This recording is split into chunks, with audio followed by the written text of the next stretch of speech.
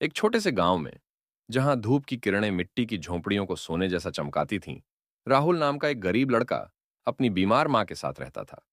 उसके पिता की मृत्यु बाढ़ में हो गई थी और अब उसकी मां, कमजोर और खांसी से तपती, बिस्तर पर पड़ी रहती। राहुल दिन भर मजदूरी करता, पर कमाई इतनी होती कि दवा तक नहीं खरीदी जा सकती थी। फिर भी वह हर सुबह एक पुराने कटोरे में थोड़ा सा दूध गर्म करके मां को पिलाता। तुम पियो मां, मैं बाद में खा लूंगा, वह झूठ बोलता, जबकि उसका पेट भूख से चूर होता। एक दिन जब राहुल झोंपड़ी लौटा, तो देखा कि दहलीज पर एक पतली घायल गाय खड़ी है।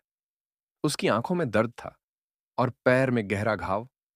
गांव वालों ने उसे भगा दिया था, यह बीमारी फैलाएगी। पर राहुल ने उसकी तरफ देखा तो उसकी आंखों में अपनी मां की छवि नजर आई।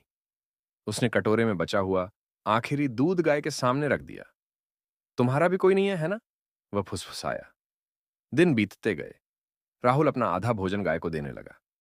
मां ने एक दिन पूछा, बेटा, तू इतना पतला क्यों हो गया? राहुल ने सिर झुका लिया। मां ने उसकी हथेली पर आंसू टपकते देखे तो समझ गई। उसने राहुल को गले लगाते हुए कहा, तेरा दिल सोने जैसा है, परमात्मा तुझे जरूर देख रहा है। एक रात, जब मां की सांसें तेज हो गईं, राहुल ने मंदिर में जाकर प्रार्थना की, भगवान मेरी मां को बचा लो, मैं जो चाहोगे दूंगा। उसी रात गाय गायब हो गई। राहुल का दिल टूट गया। सब छीन लिया।